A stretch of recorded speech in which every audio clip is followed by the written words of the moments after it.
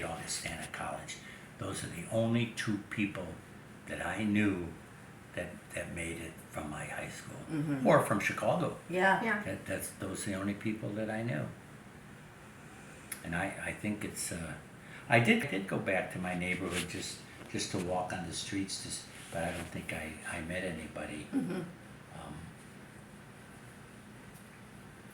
You went back to the south. My mother still lived there, Oh, okay. and I was in college, and you go out our front door, 61st Street, take a left, go under the L. There was a grocery store with a vacant lot. You go through the vacant lot, cross the alley, go through somebody else's yard, and I'm on 59th. That's where 533, 60th place. I was on 61st, as the next street over was 59th place. Yeah. Streets that didn't go anywhere, they called places. They dead ended. Like, I ended up for years on 61st Street. Well, half the street over was 60th place. And then there'd be 61st place, 62nd Street. 63rd Street was the streetcar line. So we would walk from 61st Street to 63rd, but it was more than 2 blocks because you had all these Places. But you learned all the shortcuts, all the vacant lots, which yards you could go into. Like there was a yard where these maiden ladies had an apple tree, and we'd climb up on the fence and see if we could get some apples. And they had these nice cottages right on the same street where we had these tenement buildings. Oh, really? With, what did we have? We had 1, 2, 3, 4. Three stories high, front and back, double-sided. So you'd have 1, 2, 3, 1, 2, 3, 6, 12. So you'd have 12 units in the one building. And then right next to that would be this nice little cottage with their backyard and an apple tree. So the whole area was not what you would call slums, because you had these nice little cottages, and then you'd get close to like Normal Boulevard, and here'd be this big tenement building with the apartments in it, and the nicer ones across the street over there. But you had a lot of kids to play with. Yeah. We were all out in the street. Yep. All after school, we're out in the street. Yep. Lots of kids. And that's where I grew up. On 61st Street, the only kids we had ended up in reform school. We didn't have anybody that you could play with. They got arrested shortly after I moved there. But, you know, they got arrested for, I forget what it was, but I remember them asking me to come and play baseball with them, and we had to go up a couple blocks to a vacant lot. There was nothing wrong with them. I mean, they weren't hoodlums. We all we got to play baseball, but I didn't get to hang around with them much, because next thing I knew they were gone. 4 or 5 of them. And nobody to play with on that block. It was just amazing. The first on 60th place, God, we had everybody to kick the can and hide and go seek and baseball and handball And then you moved? Then you moved somewhere where there was no one? then we moved somewhere up on the 3rd floor. There was no one. Right? Nobody to play with. Oh, it's a good thing, because I was going to school all the time, and we had moved out of the district. They let me finish grade school because I was in the 8th grade, but we were out of the district. And my brother had to go to a different school because he was younger, and he was not in the 8th grade. So he went close to Englewood High School. That's where I went to high school. He was a block away from Englewood High School. Then after I graduated, then I had to walk to Englewood High School for 4 years. Rain, snow, sleet, howling winds. Yeah. You walked. Walked. And it gets really windy in Chicago. Like Oh. it'll like knock you over where you're leaning forward trying Oh, to get through boy. the wind and Coming off the it lake. could be like 60 below Yeah. with the wind chill coming off the lake. With the wind coming off Yeah. the icy lake, the Yeah. wind would blow over the ice, and of course that would drop the temperature down, and then it would hit you in the city. Oh, Yeah. yep.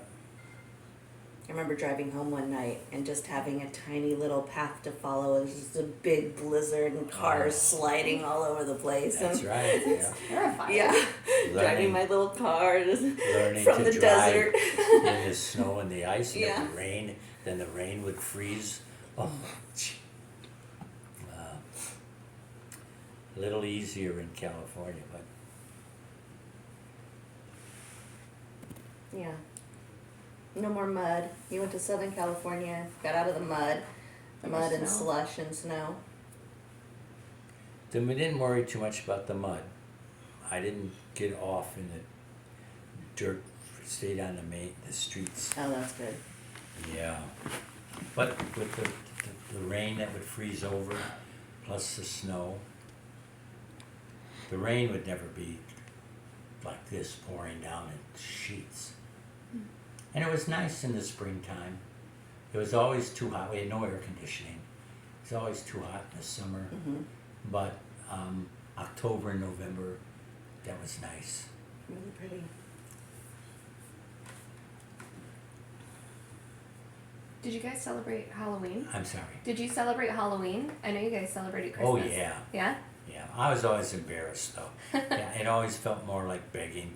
The other kids, they didn't mind. They would get there. And I would go, but I was embarrassed. I really didn't. I thought it was more like begging to be. And I don't know why. We didn't have any money. And Could have got a lot of but I candy. was embarrassed to Yeah. ask. And I don't know why. I know it irritated my mother because she always wanted me to get whatever charity was available at the, Yeah. at the school, at the church. Mm-hmm. I remember her sending me someplace I had to take the L somewhere and get off. I got my clothes, pair of shoes, pants, and a shirt and a jacket, all from free from the county because she had put us in as a needy family. And I remember going to this place. I was in high school. Mm-hmm. I also got a free T-square and a thing for mechanical drawing Mm. because my mother put us in this. And I was so embarrassed all the time. She knew how to work the welfare system. Yeah. Yeah, she knew we got some stuff from the ward boss, the Democratic ward boss. I don't know, I can't remember, but I know that she contacted him if we needed stuff. Mm-hmm.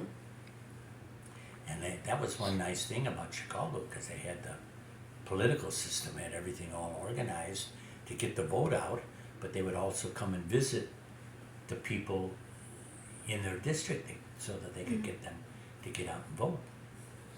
And that's why they always voted Democratic. That was a Democratic guy coming knocking on your door. Mm-hmm. Anything you need Yeah. anything here, what can we do for you? And then you voted for the Democrats. Yeah. Yeah. That's the way you had to vote.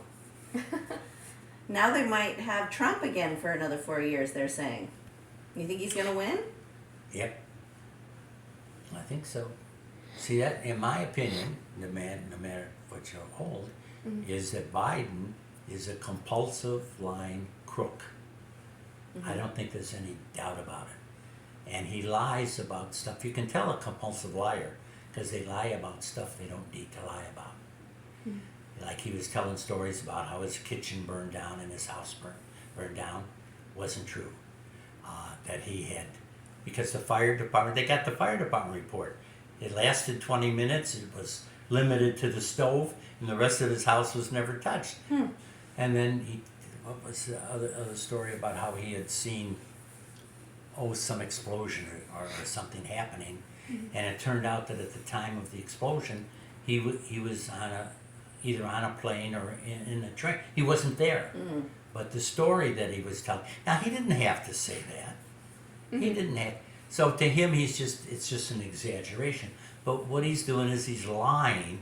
Oh, and then he lied about where he went to school, what classes he was taking, what church he was. He's, oh yeah, I went to the black church. Oh yeah, never did it. Never did it. So I can never understand when the people. Not that I ever had anything against him. I didn't know who the heck he was when he was. I thought he was just another politician. But then compulsively lying about and his stuff with his son. I mean, nothing more than a shakedown and a. I mean, it was so obvious. I could never understand why he gave that interview where he said either you stop your inquiry into his son's. Where is it? We're having the fight. They want the money. Ukraine. Ukraine, yeah. The Ukrainian company. He said, he's on television, and he's saying that. And I told him either you stop your investigation, you either fire the investigating attorney, or you don't get this $1 billion. And he said in 6 hours later, the guy was fired.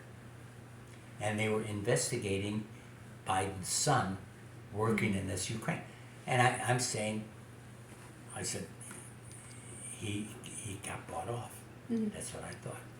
So when they talk, they're talking about this. It's just so obvious to me. I had no opinion. I was just listening. But I've known a couple of compulsive liars. And they'll call you up on the telephone, you say, where are you? And they'll say, oh, I'm at such and such a street. And they're not. They simply can't tell the truth. And they won't let you know. They won't let you know. What time are you going to be home? Oh, I'll be home at 5 o'clock. Nope. They're not going to be home at 5 o'clock. You can almost bet if they say they're going to be home at 5 o'clock, they're not. Because they just can't tell the truth. They lie about everything. And the thing is, they lie about stuff they don't have to lie about. Why? What difference does it make what street you're on? What difference does it make? Or who are you with? Or what are you doing? Nope. Or where you went to school. What classes did you take? Oh yeah, I was a member of this and I was just lying. Just lying. Anyway, that's what Biden is. He's a compulsive liar. Which is too bad. Yeah. Because now he's obviously mentally affected. Because I can tell you, when you get a little fuzzy and you're getting older and you can't focus and you can't concentrate, that's the way. I mean, you look at him, you can just tell. He doesn't know where he is half the time. He doesn't know what he's talking about. He doesn't know what he said.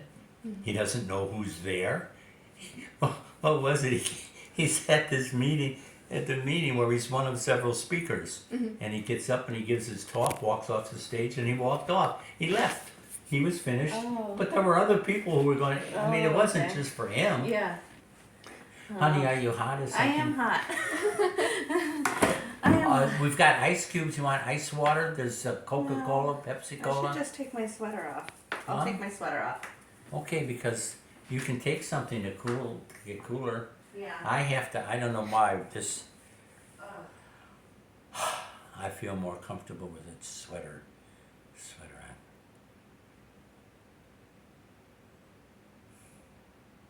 on. I was saying I'm getting like Charlie.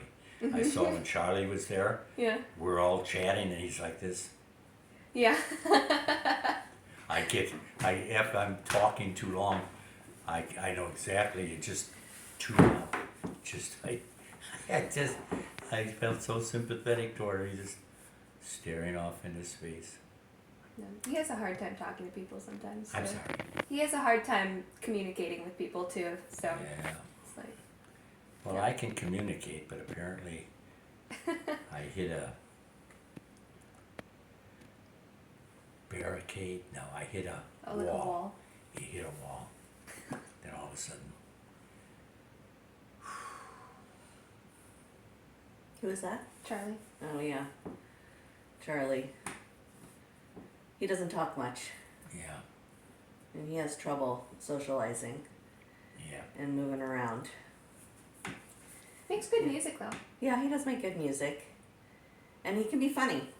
Hmm. He can be funny sometimes. Who does he talk to when he wants to talk? He talks to me. He'll talk to you. Yeah. Communicate. Mhm. I mean, really communicate. Yeah. Yeah. Well, it's important that he can do it. Yeah. Yeah. He just doesn't want to. Yeah. He's not to, yeah. And, well, he gets in a group of people and he, Hmm. yeah, could be a little self-conscious. And, Hmm. yeah. I never, that was one of my greatest assets. When people were talking, it never bothered me if they, like I'd go to school and they try to tease me Hmm. about my last name, Olmsted, to call you Bumstead, or who was the guy in the comics? Dagwood Bumstead, wasn't it? Yeah. Yeah, but it never bothered me, and I never paid any attention to what. And then pretty soon, then they stopped teasing me Yeah. because it didn't do them any good. I Yeah. never Yeah. paid any, so I could do what Charlie does. Yeah. Just tune them out. Yeah. Don't pay. Don't let it bother. Don't get all upset. Hmm. They're teasing you, so what? And half the time, I didn't know that that's what they were doing anyway Yeah. because I just didn't care. I just didn't care. That's such a Charlie great felt skill. like every high school he went to, the kids wanted to fight him. Yeah, so that's not happening. People don't just want to Yeah. fight you. He's like, that's all they do there, Mom, is they just fight. They just Well- outside the classroom, they're just wrestling with each other. I'm like, well, I had to do it too. I kept running away because I could outrun everybody until I grew up, and then I quit running. Then I didn't have to run anymore. As soon as you said, sure, you want to wrestle, you want to fight, sure. And it just got, yeah.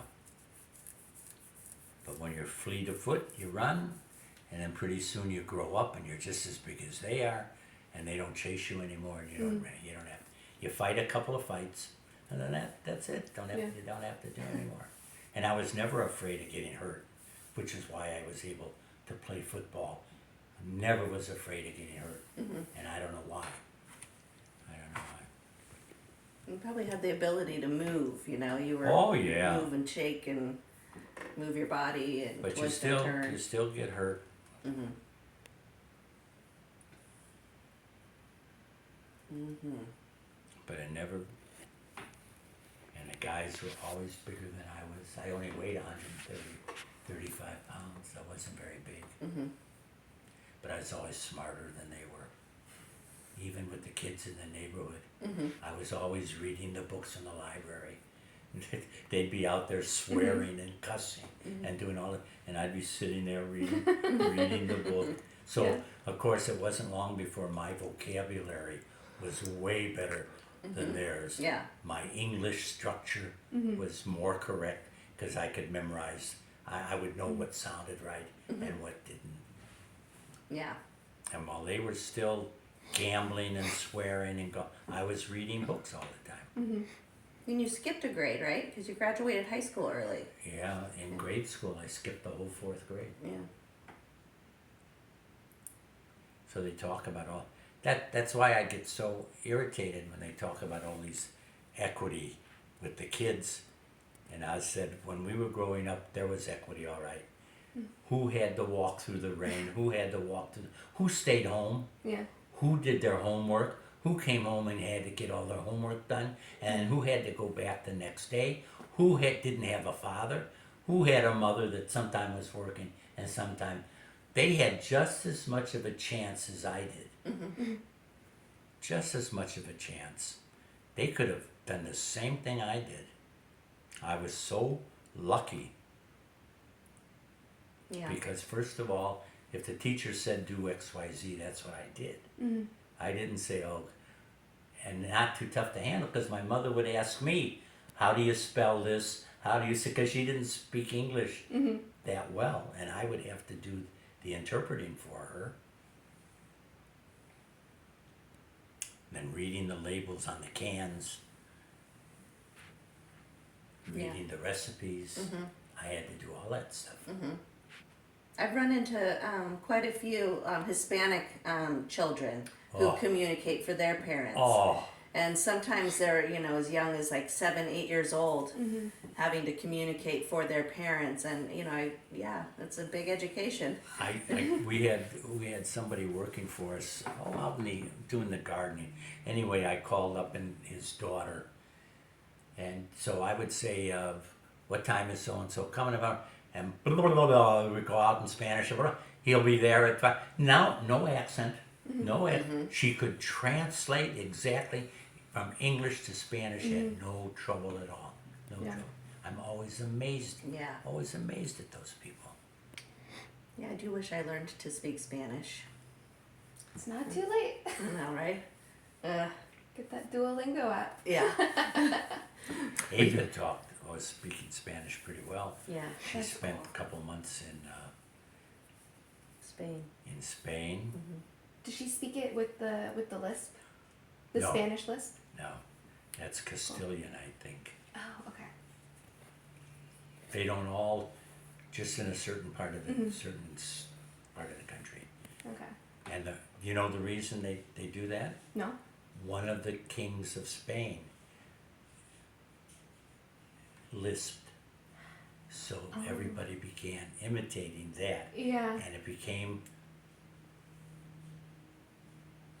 not a habit, But like whatever it was, commonplace? part of the culture, Yeah. that the people would speak the way the king did, so they Yeah. lisped also, but only in that certain part of the country. It's I mean, fascinating. that's what I understand. That's what I learned in school. Wow. And also, when you study the different languages, you'll see that French is either Italian or Latin made prettier. They take the same word And fly. and they just make it sound pretty. It's pretty. If you go through French and you start comparing it, and I can't remember whether it was Italian or what it was. I said, wait a minute, these are the same words, but they don't sound, but it's Yeah. much prettier. Yeah. You take like the name of Simon, Yeah. Michael, Michelle. Yeah. You take any of the words, they just make it sound better. But it's the same, like Michael and Michelle. Yeah. It's the same word. Yeah, French is so pretty. I wanted to take French in college, and I went there the first class, and the teacher was going over the vocabulary, and I said, they do not pronounce the words the way they're spelled. So I was much more logical then. Yeah. I said, I can't do that, because they're giving a totally, you have to know what the word is going to sound like, because if you read it, that's not it. They just make it prettier, they round it off, they eliminate stuff, they run stuff together, so it Yeah. really sounds great. Yeah. It doesn't read super well.